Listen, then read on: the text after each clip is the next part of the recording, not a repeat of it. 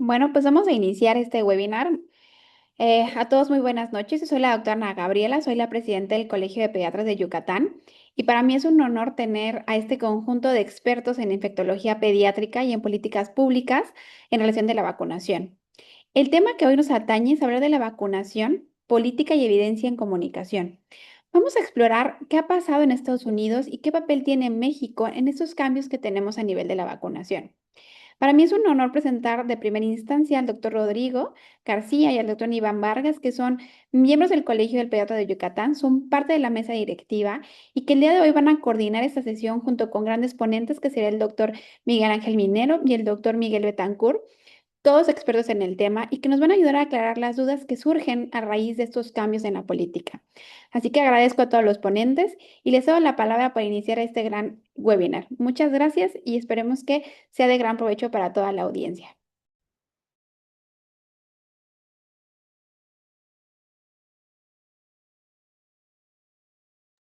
Rodri, ¿puedes activar, por favor, tu micrófono? Listo, muchas gracias.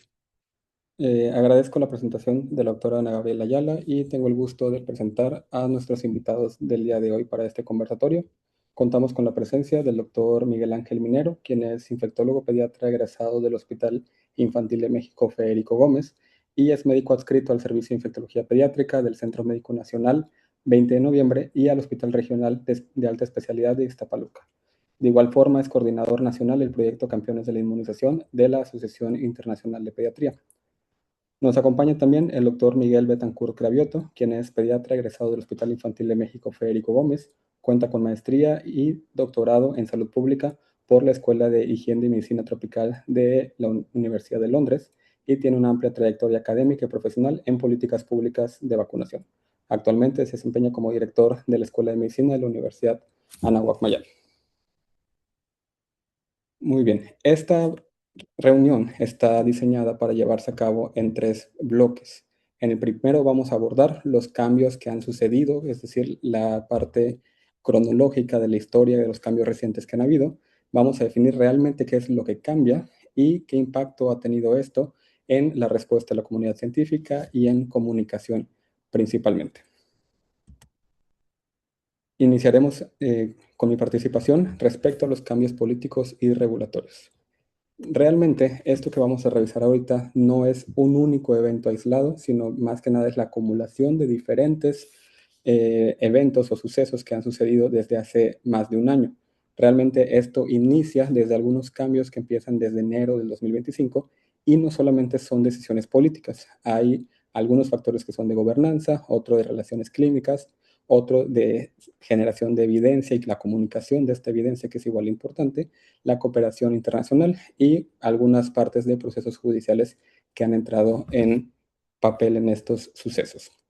Iniciamos desde enero del 2025, donde una orden ejecutiva en los Estados Unidos inicia un proceso de salida de la Organización Mundial de la Salud mediante pausar el recurso económico que se le proporcionaba y retiro de personal de Estados Unidos de esta organización. Posteriormente, se confirma como nuevo secretario de Salud a Robert F. Kennedy Jr., quien es un político americano que tiene amplio historial de afirmaciones equivocadas respecto a la relación de las vacunas con el autismo, entre muchos otros temas de salud.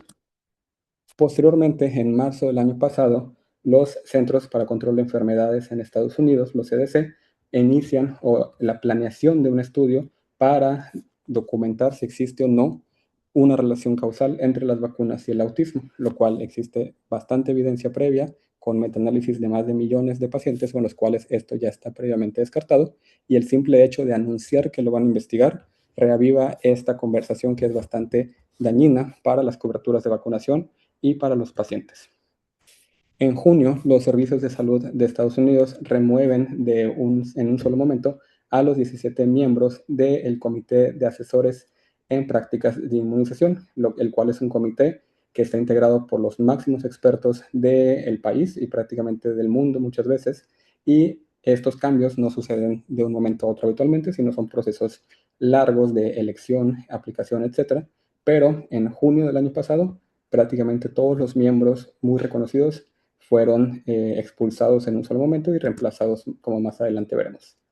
También en junio del año pasado, Estados Unidos condiciona nuevas contribuciones económicas a la Alianza Global de la Vacunación, conocida como Gavi, y requiere que haga reformas en sus políticas para condicionarles este recurso económico. En octubre del año pasado empieza a darse recomendaciones o cambios donde muchas vacunas que antes estaban recomendadas para todo público e indicadas ahora se empiezan a transformar en decisiones individuales del paciente, familia y médico, cosa que se abordará brevemente. Y también se empieza a proponer la separación del componente de la vacuna triple viral, que es sarampión, rubiola y parotiditis, de la varicela. Si bien sabemos que existe una presentación combinada de estos 4 virus, en este momento se da la primer cambio de recomendación donde estos en niños menores de 2 años se separen y se apliquen por separado. Posteriormente se confirma que están evaluando múltiples mecanismos por los cuales las vacunas pueden estar relacionadas con el autismo, y es importante mencionar que las vacunas fue solo el primero de las posibilidades que se investigaron. También ya se les ha intentado atribuir este efecto que no existe a el uso de paracetamol durante el embarazo, a los pacientes circuncidados, entre muchas otras teorías que ninguna ha tenido evidencia, pero el simple hecho de que se anuncie su investigación genera desinformación y genera desconcierto en la población. Para diciembre, la Organización Mundial de la Salud revisa más de 30 estudios que ya existen sobre esta materia y reafirma nuevamente la ausencia de relación causal entre el autismo y las vacunas. Posteriormente, también en diciembre del año pasado, esta dosis de hepatitis B que se debe de aplicar al nacimiento para prevenir la transmisión vertical se cambia a recomendación como una decisión compartida cuando las mujeres embarazadas no sean seropositivas al antígeno de superficie de la hepatitis B. Y sabemos que aunque sean negativas, esta prueba no es perfecta y no es 100% sensible, por lo cual cabe el riesgo de un falso negativo, y aún con esta prueba negativa debe de aplicarse la vacuna, ya que si el virus de hepatitis B se transmite al recién nacido en este momento, existe un 90% de probabilidad de que llegue a una cirrosis hepática. En enero de este año, nuevas vacunas cambian a esta clasificación de decisiones compartidas, entre ellas rotavirus, COVID-19, influenza, meningococo y hepatitis. En enero también de este año inicia la retirada de Estados Unidos de 66 entidades internacionales, no todas eran sanitarias, pero sí un componente importante. Y por último, pocos días después, los servicios de salud de Estados Unidos y el Estado anuncian la retirada formal de la Organización Mundial de la Salud. Por último, en marzo de este año empiezan procesos judiciales para empezar a detener algunos cambios, algunas recomendaciones que explicamos previamente, siendo el 16 de marzo la primera apelación, se podría decir, de estas medidas aprobadas el 5 de enero. También el gobierno apeló estos primeros procesos y el litigio todavía está en proceso.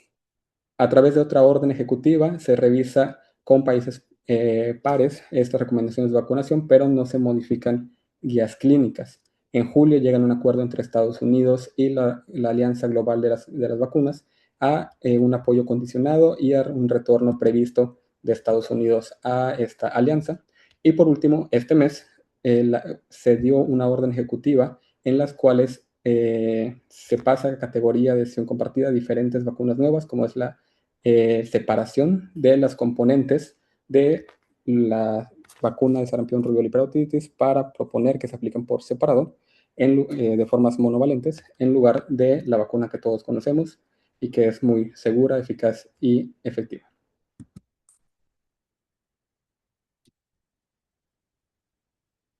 Muy bien, le cedo la palabra a mi compañero, el doctor Iván Vargas. Muy bien, gracias, Rodrigo. Pues bueno, como ya comentó el doctor Rodrigo previamente, ha habido varios cambios, ¿no? En los últimos días, primordialmente el día 10 de agosto, que fue la fecha en la que la administración Trump cambió algunos lineamientos. Y bueno, aquí aparece una leyenda que tal vez ha circulado en muchas redes, que es la toma de decisiones clínicas compartida. Bueno, ¿a qué le llamamos esto de toma de decisión, de decisiones clínicas compartidas? Pues como su nombre bien lo dice, es un proceso en el cual tanto el médico como el paciente van a colaborar para elegir un plan de atención médica. En el contexto actual de pues estos cambios, eh, esto no significa otra cosa más que eh, el hecho de que una vacuna ya no se recomiende de forma rutinaria para toda la población, sino que la aplicación de esta va a depender de la decisión que tomen los tutores de los pacientes o incluso los pacientes mismos, en casos de ser mayores de edad, de aplicarse o no una vacuna. Y bueno, lejos de esto verlo tal vez como un retroceso, yo quisiera verlo o quisiera ser un poco más positivo y tal vez tomarlo como pues una oportunidad, ¿no? Para que el médico se siente verdaderamente frente al paciente y se le explique, ¿no? Hay muchos casos en los que realmente los pacientes no necesariamente no se aplican las vacunas por distintas teorías o porque no quieren, sino porque tienen ciertas dudas, ¿no? Entonces, apelando a estas mismas dudas que tienen los pacientes, como médicos creo que tenemos una gran oportunidad para fortalecer nuestros conocimientos en vacunas y para tratar de forma más empática, de forma más clara y más directa, sentarnos junto con los pacientes y poder tomar esta decisión compartida justamente que pudiera tal vez llevar a varios de estos pacientes que tienen dudas en vacunas a querer finalmente vacunar a sus hijos o a vacunarse ellos mismos, ¿no? Entonces, esta decisión clínica yo la veo desde un panorama un poco más alentador, ¿no? Sin embargo, claro, sin duda, muchas de las asociaciones, la Asociación Americana de Pediatría, la Sociedad de Enfermedades Infecciosas de los Estados Unidos o la Asociación de Ginecólogos Obstetras, pues ya han expuesto en sus distintas redes sociales su postura, ¿no? Y la postura, al menos de estos organismos, pues es una postura más de, pues no estar de acuerdo, ¿no? Por ejemplo, la Asociación de Ginecólogos Obstetras, a través de su presidenta, la doctora Camille A. Clark, declaró que los cambios van en contra de décadas de ciencia comprobada, ¿no? Y como bien lo comentaba ya el doctor Rodrigo, no tenemos por qué estar ahorita en el siglo XXI eh, hablando sobre si las vacunas son efectivas, si tenemos una o muchos papeles, muchos documentos, y pues incluso la vida misma, ¿no? Tenemos 30, 40, 50 años en los cuales hemos visto cómo los padecimientos han ido desapareciendo gracias a las vacunas. Entonces creo que varias de estas asociaciones justo apelan a esto, ¿no? La doctora también comentó que la administración urgió o hizo un llamamiento a la administración Trump para que se garantizara que estas directrices en salud infantil se mantengan siempre de acuerdo a la experiencia clínica y al rigor científico. Subrayó también que el esquema tradicional es vital para proteger a los niños contra enfermedades graves. Por otro lado, la Asociación Americana de Pediatría, a través también de su presidente, el doctor Andrew eh, Racine, también calificó esta orden expuesta el día 10 de agosto como peligrosa incluso y desalentadora, ¿no? Advirtió que, bueno, esta es otra situación, ¿no? También, aparte de esto de decisión clínica compartida, también el presidente consideró separar la vacuna triple viral, ¿no? Lo cual, pues, se ha visto ya desde hace mucho tiempo que no es beneficioso porque esto implicaría aumentar el número de visitas, ¿no? Además de un sobrecosto, porque es mucho más fácil y mucho menos costoso aplicar una vacuna conjunta que aplicar tres vacunas por separado, ¿no? Y esto no es nuevo, ¿no? La realidad es que ya lo hemos visto antes, hace varios años, cuando surgió justamente la creencia de que el timerosal era uno de los componentes que podrían potencialmente causar autismo, pues el timerosal, al ser un componente que ayuda a las vacunas a mantenerlas más estables, a mantenerlas libres de contaminación, y que esto permitía que en países en vías de desarrollo como México o incluso países más pobres como países de África recibieran múltiples vacunas a través de frascos de múltiples dosis, pues se tuviera que retirar, ¿no? Si bien se hicieron varios estudios en los que se desmintió que el timerosal no causaba ningún tipo de autismo o alguna otra infección o, bueno, algún otro padecimiento, perdón, eh, pues la presión, ¿no? A través de la presión mediática hizo que se retirara el timerosal como tal y que ahora pues contemos con más vacunas en monodosis, lo cual aumenta mucho los costos y pues no es nada beneficioso para países como México. Entonces, señalo también que el objetivo de estas medidas pues pueden sembrar cierta confusión y desconfianza en la población, lo cual considero que sí, sí, sí puede suceder, ¿no? Finalmente, otra asociación, que es la ITSA, también muy reconocida en los Estados Unidos, manifestó que esta orden socava los principios fundamentales de la salud pública basados en la evidencia y calificó, o perdón, criticó que se deshabilita el rol de los expertos o se deshabilita, ¿no? El rol que tienen los expertos calificados sobre la posición en vacunas, ¿no?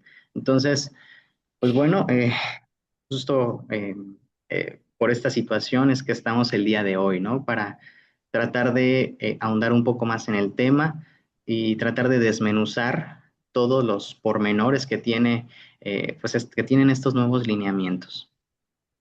Em, Bien, doy paso nuevamente al doctor Rodrigo, que ahora nos va a hablar un poquito de políticas públicas. Adelante, doctor. Muchas gracias. Resumiendo el final de este primer bloque, lo que podemos nosotros concluir es que la evidencia no ha cambiado. Lo único que ha cambiado ha sido el nivel de recomendación o el tipo de recomendación que se hace de las vacunas.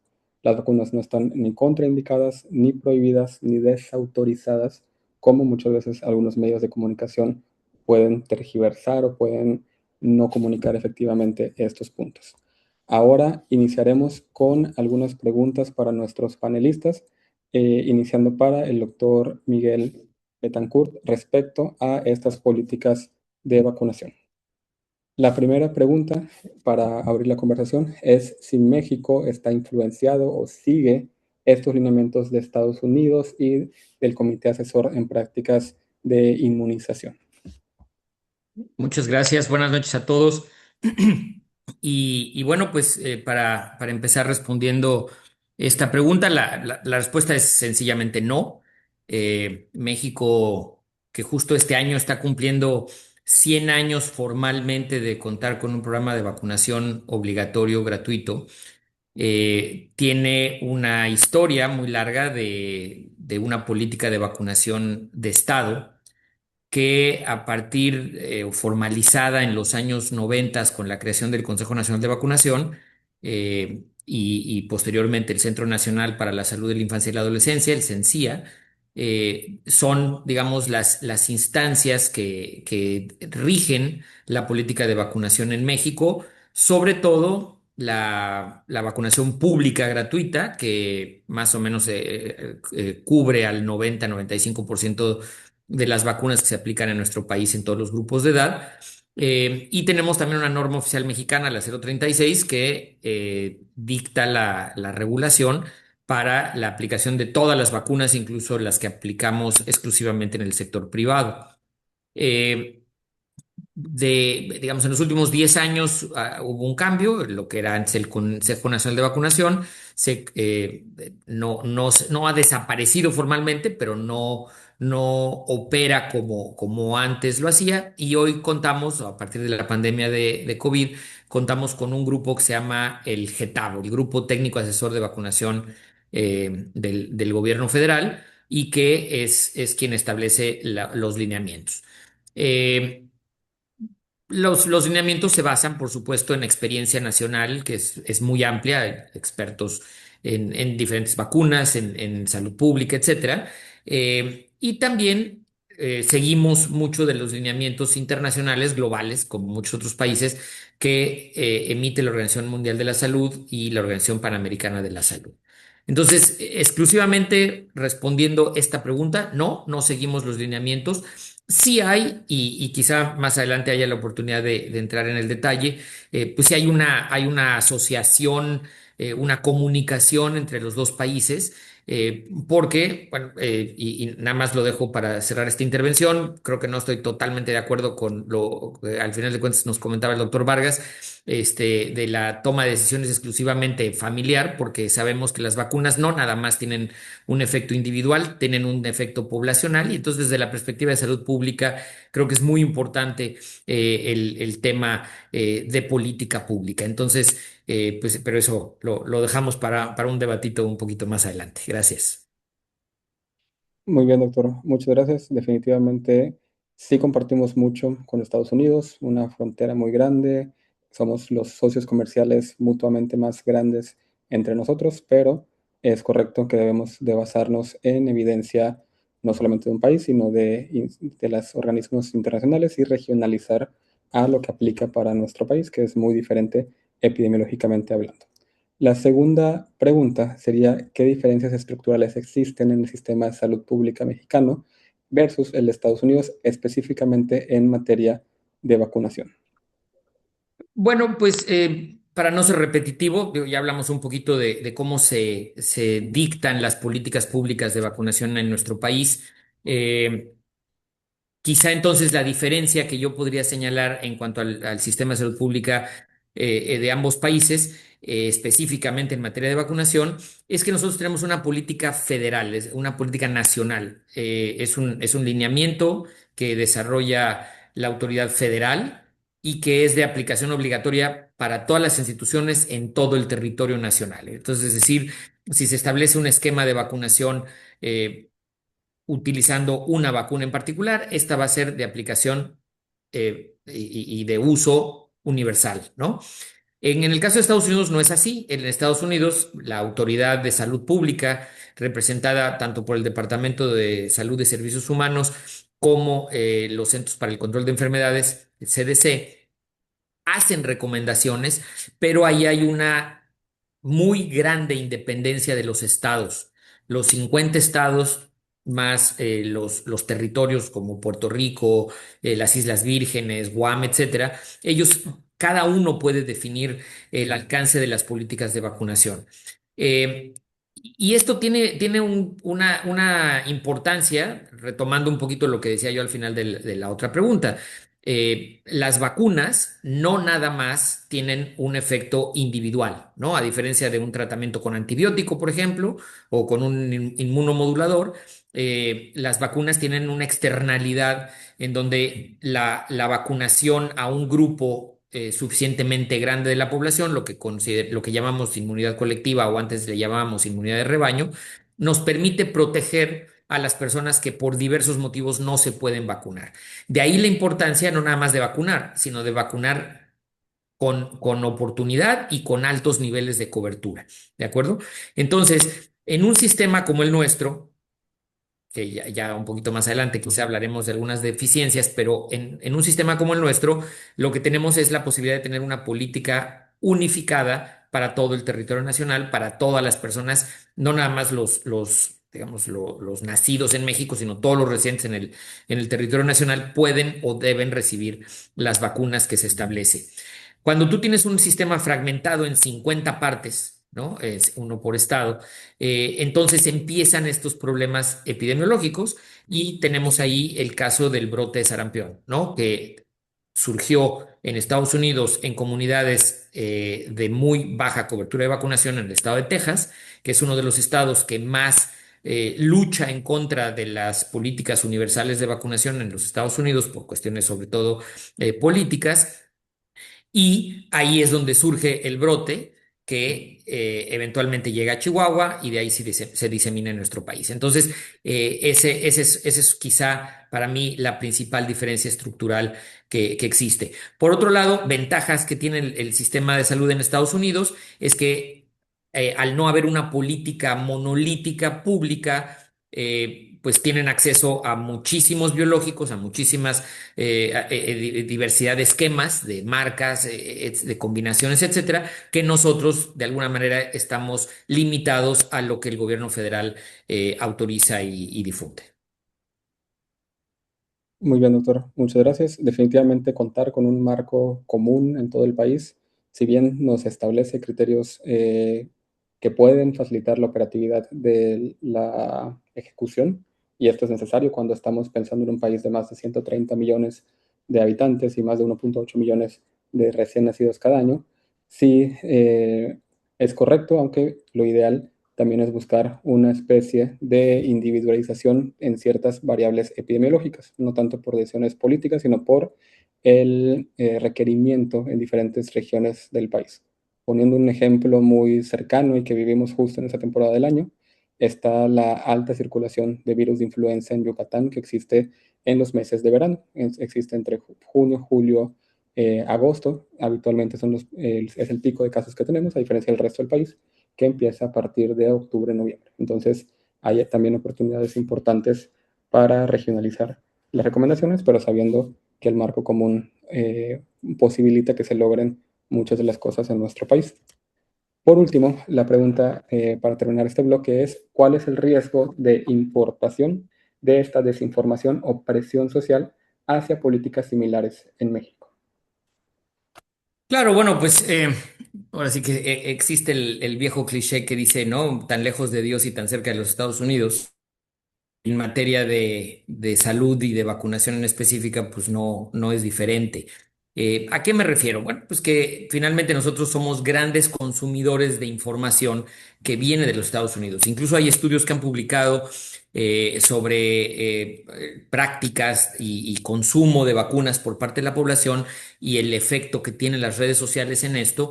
Y se sabe a nivel global que mucho de la información antivacunas o si no absolutamente antivacunas, pero sí estas ideas que siembran dudas en la población sobre el acceso o la adecuación de la recomendación de vacunas para toda la población viene de los Estados Unidos, ¿no? Decías hace un momento, tenemos la frontera más dinámica del planeta, ¿no? Estamos hablando de 300 millones de cruces fronterizos legales por año. No, nada más en Juárez El Paso, creo que son algo así como 25 millones de cruces anuales.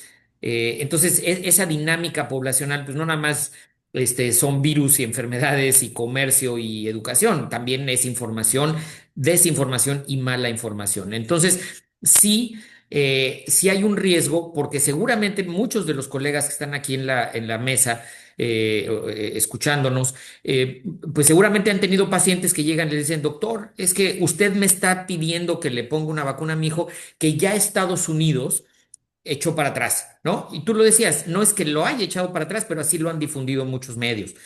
Entonces, en México y en muchas partes del mundo, Estados Unidos se maneja como una especie de medidor o índice de calidad.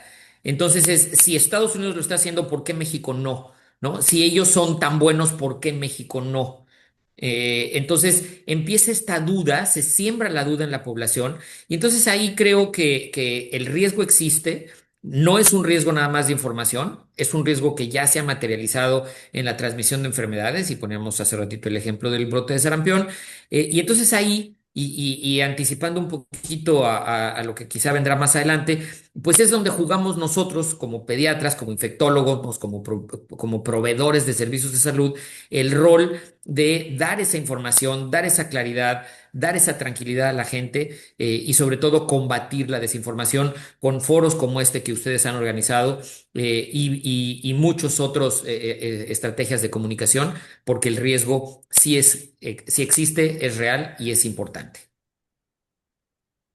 Muy bien, doctor. Le agradecemos mucho y terminamos este bloque complementando en que estoy completamente de acuerdo en esta tendencia que tenemos muchas veces como ver hacia arriba toda la información y toda la evidencia que viene de países con más desarrollo, como puede ser Estados Unidos, Canadá, Europa, y también el impacto que esto tiene no solamente con estos cambios recientes, sino desde hace muchos, muchos años con vacunas como por ejemplo la BCG, donde si en Estados Unidos no se aplica, a veces se asume en automático que no es necesario, que no es recomendable, e inclusive llegan a haber médicos aquí en nuestro país que no lo recomiendan, basado solamente en la ausencia de su recomendación o de su aplicación en Estados Unidos, cuando es un contexto epidemiológico completamente diferente.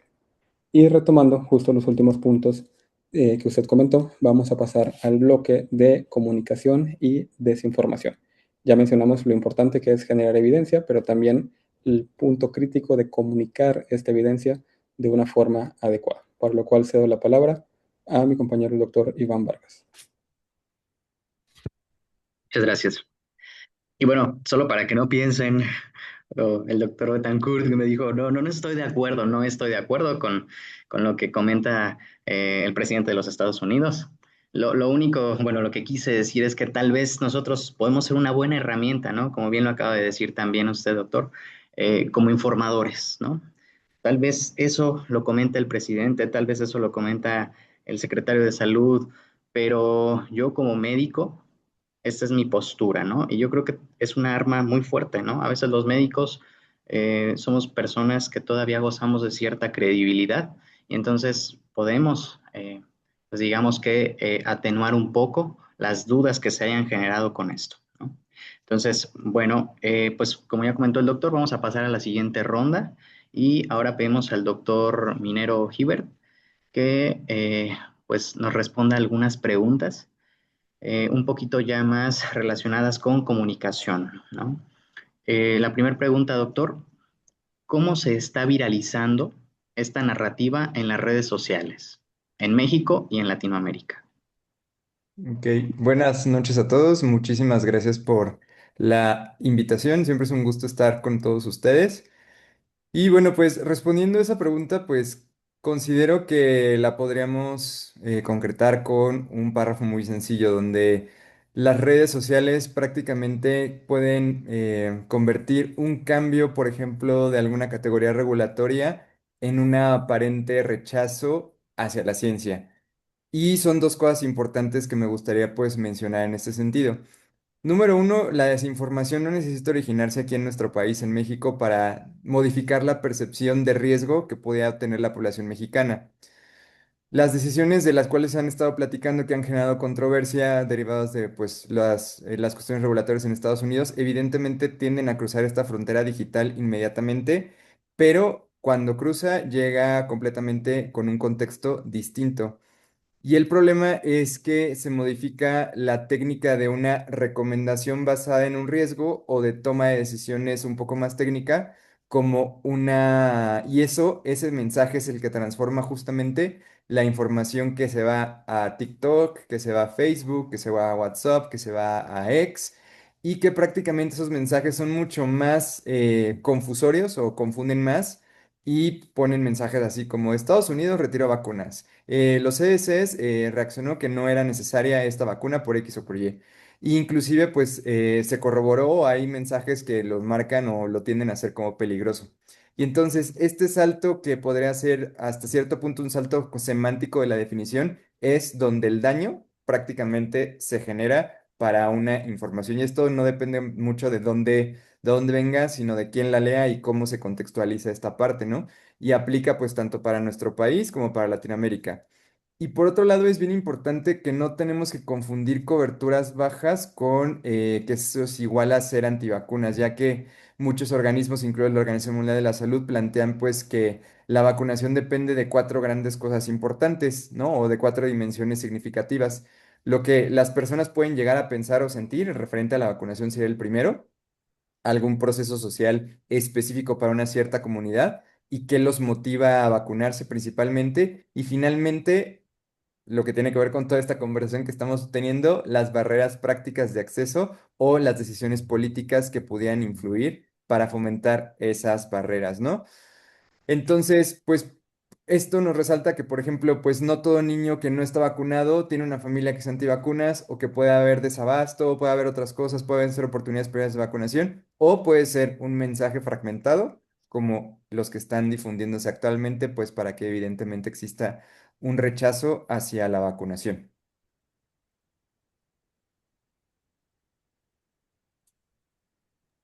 Bien, bueno, la siguiente pregunta, amigo, y bueno, esto nada más para retomar un poquito, tienes toda la razón. Em, Hace unos días pues comenzó un nuevo ciclo escolar y me dediqué a hacer una pequeña encuesta entre mis alumnos, ¿no? Sobre conocimientos de vacunas. Y Bueno, no me llevé una sorpresa, la verdad es que era, era esperado, ¿no? Si bien son alumnos apenas de un semestre, de tercer semestre, pues muchos me compartían que justo, ¿no? Incluso entre sus familias o entre sus amigos había el 63%, es decir, más de la mitad, tenía ciertas dudas con respecto a, o más bien sus familiares tenían dudas, ¿no? Con respecto a vacunas y muchos de ellos, porque yo les lancé una pregunta y le digo, bueno, ¿y ustedes qué proponen? Me decían, bueno, hacer este tipo de cosas, ¿no? Dar información. Algunos un poco más, pues, empoderados tal vez. Me decían, no, pues es que hay que poner una ley, ¿no? Hay que vacunar y demás, ¿no? Entonces, justo yo creo que todavía hay que apelar un poquito, ¿no? A no ser laxos, definitivamente, pero, pero sí un poco a la capacidad que tenemos los médicos, ¿no? De transmitir la información. Y bueno, la siguiente pregunta, doctor, ¿qué debemos comunicarle a los padres que lleguen con dudas por la información que ven en redes sociales, nosotros como médicos? Ok, bueno, antes de responder un poquito como esa pregunta, creo que el comentario que comenta doctor Vargas prácticamente es muy fundamental y vale la pena a lo mejor definirlo conforme a los pediatras o a los colegas médicos que me estén escuchando, porque justo tenemos que nosotros como personal de salud estar capacitados para entender que la desinformación contemporánea que estamos teniendo hoy en día funciona mucho mejor porque mezcla una porción de hasta cierto punto de verdad con una conclusión que es completamente falsa, ya que pues al haber divergencia, por ejemplo, en lo que dicen ciertas instituciones, lo que comentaba el doctor Betancourt, ¿no? La Academia Americana de Pediatría publica su propio calendario de vacunación, señala que pues no respalda actualmente la recomendación de las CDC, o sea, prácticamente son organismos muy grandes. Y por ende, esto genera controversia y si nosotros como médicos no explicamos ese contexto, es donde se generan estas dudas como las que pueden tener sus alumnos o los familiares de los alumnos, ¿no? Que prácticamente el que existan estas discrepancias, estas diferencias, no significa que haya aparecido evidencia que invalide la evidencia que ya está generada o la que ya tenemos y que evidentemente pues eso no invalida la efectividad de las vacunas, ¿no? Ahora, esto digamos para nuestros colegas médicos, ¿no? O sea, para personas como los que estamos pues en este webinar, pero como justo ahora también viene esta parte como con los padres. Pues prácticamente podría ser que en este entendido, evidentemente un padre pues genera preocupación, ¿no? Ya que exactamente lo que vio o lo que leyó es algo que más le genera preocupación. Entonces, lo primero que hay que hacer para abordar o qué decimos nosotros es, número uno, escuchando perfectamente bien la duda. El que nosotros enviemos mensajes negativos como de, ay, ¿cómo cree que lo vio en TikTok? O prácticamente el darle a entender de cómo usted no puede tener tanto criterio para pensar que un TikTok, una cadena de WhatsApp o algo vale más que la palabra médica o lo científico, porque recordemos que estamos ante una persona que no es personal de salud. Entonces, prácticamente hay que seguir un camino donde primero tenemos que tener una escucha activa, identificamos qué es lo que más le preocupa, damos una recomendación con claridad, explicamos brevemente el contexto a cierto punto científico, podemos dar algún dato dependiendo del nivel educativo del paciente, porque podemos estar en contextos completamente distintos, y finalmente ofrecer una acción, ¿no? O sea, nosotros tenemos que ofrecer una acción que complemente esta parte, ¿no? Y pues bueno, con toda la evidencia que tenemos, que se dispone, podemos decir, bueno, mi recomendación es que se vacune ahorita su hijo, ¿no?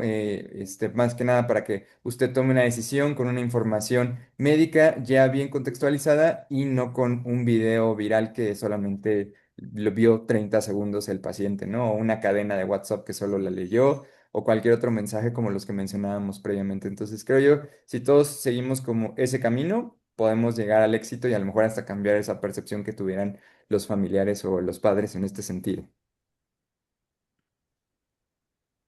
Muy bien. Sí, justo, creo que es importante nosotros como médicos podamos bajar tal vez la información de los textos científicos, ¿no? Y traducirla, ¿no? Y deberíamos de tener la capacidad también para poder discernir o poder saber que tenemos distintas personas y distintas personalidades, distintos estratos socioeconómicos, distintas ideologías y poder tratar de pues congeniar un poco o empatar un poco con cada uno, ¿no? Digamos que cada persona es distinta, cada persona tiene un trasfondo, etcétera. Entonces, tal vez a cada quien hay que individualizar nuestra narrativa, ¿no? Porque de otra forma, si nosotros queremos comunicar con el mismo mensaje a todos, pues posiblemente no va a ser tan efectivo, ¿no? Así es. Eh,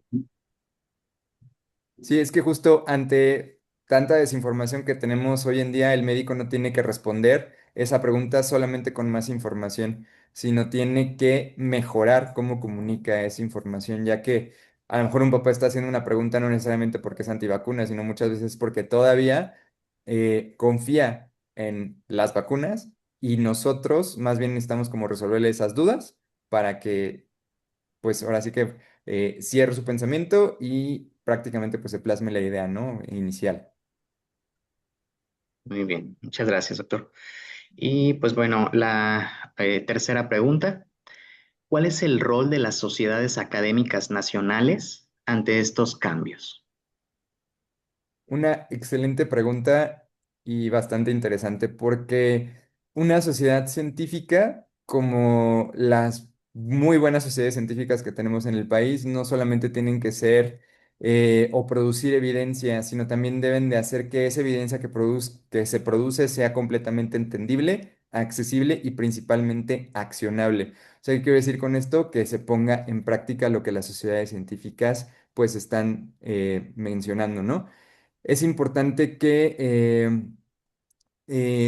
también publicar, o sea, que una sociedad científica no solamente en el momento en el que publica algún posicionamiento o alguna recomendación, no se quede solamente en ese escenario, sino que es muy bueno ese planteamiento de manera inicial, pero siempre que busquemos las opiniones de sociedades científicas, sociedades médicas y que publican algún posicionamiento, ese posicionamiento tiene que despertar la motivación a modificar una conducta y convertirlo en una herramienta que sea utilizable y práctica para nosotros los médicos o los miembros de las sociedades para que se pueda utilizar esa información, ya sea formando una infografía o a lo mejor haciendo, pues no sé, una cadena de difusión de información, tratando de ver cuáles son las preguntas más frecuentes, material que a lo mejor la misma sociedad científica puede darle a los médicos para que lo tengan en el consultorio.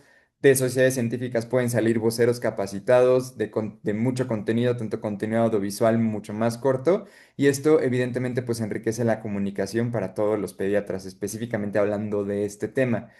Entonces, el papel es importantísimo y los tenemos que ver como aliados para justamente vencer esta infodemia y no crear a lo mejor un poco más de ruido científico en la comunidad ni científica de nuestras sociedades, ni en la comunidad, ahora sí, no médica, sino de nuestros pacientes, sino más que nada que se construya una red de mensajes que sean confiables y capaces de comunicar la misma evidencia que sabemos que existe, las mismas recomendaciones, las mismas guías, etcétera, todo lo que se hace a través de las sociedades científicas hacia un contexto, digamos, como más enfocado a población general, ¿no? O sea, y también otro punto importante de las sociedades científicas y que posiblemente también pueda aplicar aquí en nuestro país es que muchas y muchas buenas sociedades científicas, como por ejemplo la Academia Mexicana de Pediatría, son asesores directamente del gobierno federal.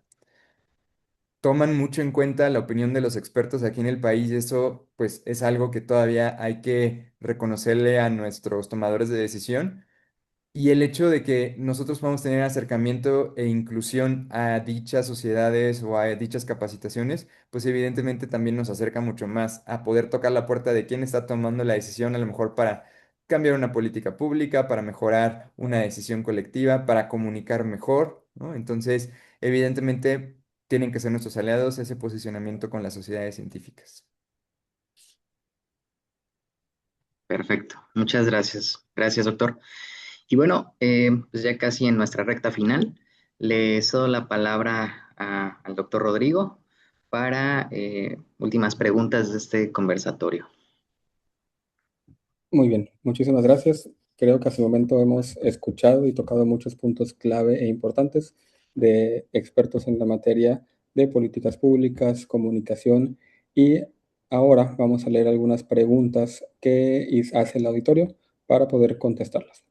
La primera pregunta es si con la información que estamos platicando el día de hoy, es necesario realizar un consentimiento informado que sea firmado por los padres al brindarles información y al vacunar a los pacientes.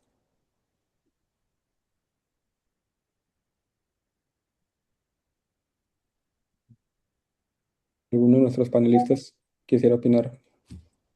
Adelante, doctor Betancourt, por favor. Gracias. Bueno, si bien no tenemos como tal algo que especifique esto, en el sentido de que la aplicación de vacunas normalmente se hace sin consentimiento, creo que finalmente esa debería de ser la práctica, ¿no? O sea, al final de cuentas, siempre que hacemos un procedimiento en una interacción clínica, digamos, la normatividad y la conducta debe de ser el tener un consentimiento informado.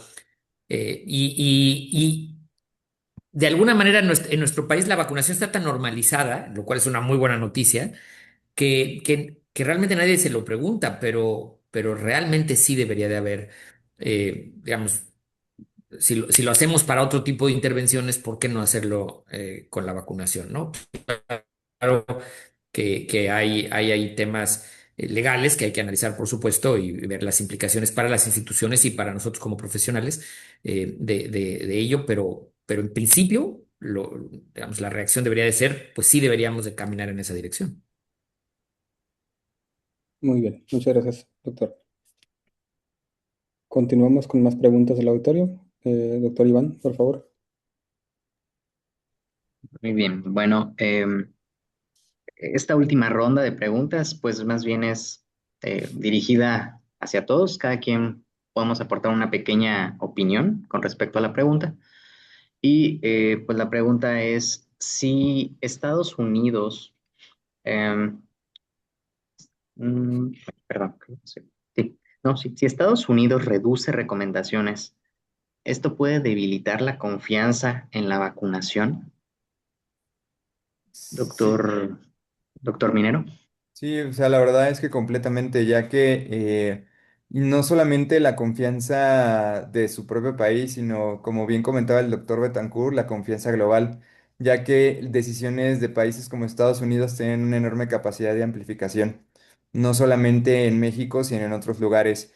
Pero es importante que el personal de salud esté consciente y esté capacitado de poder separar una decisión política sanitaria, no tiene por qué modificar una, o no tiene por qué tener una modificación, digamos, de algo que tenemos décadas sabiendo referente, por ejemplo, a la biología de las vacunas y a la evidencia que existe, ¿no?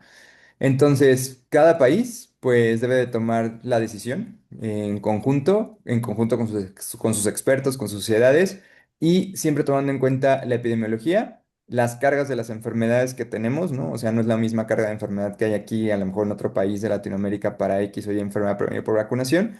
¿Qué capacidades tenemos nosotros, ¿no? En nuestro propio sistema de salud? Y finalmente, siempre, siempre, siempre basándonos en una evaluación que tiene que ser transparente y basada en la evidencia que está publicada, ¿no? Doctor Betancourt. Coincido ampliamente con el doctor Mineiro. Muy bien. Bien. Doctor Rodrigo, ¿algo más para aportar?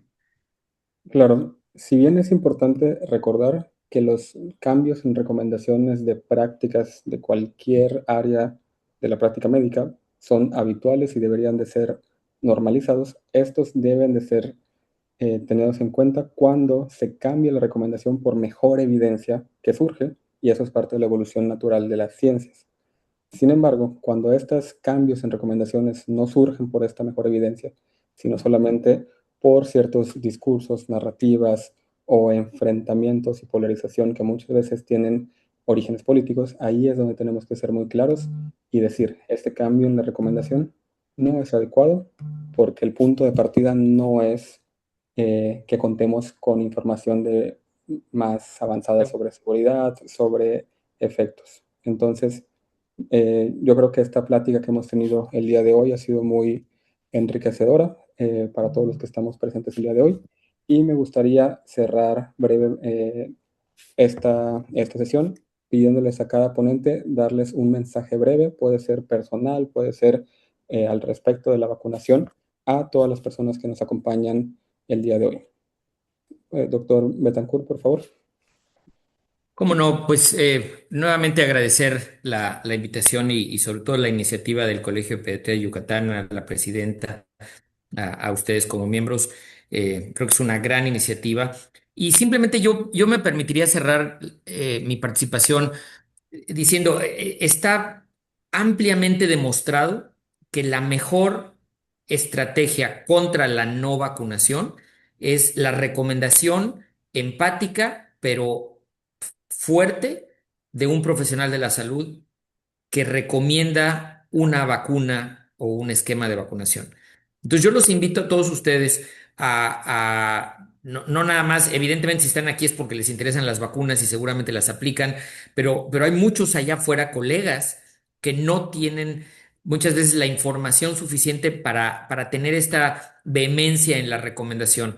E insisto, es la fortaleza de nuestra recomendación a nuestros pacientes y a sus familiares lo que convence a una persona de que se vacune cuando tiene duda.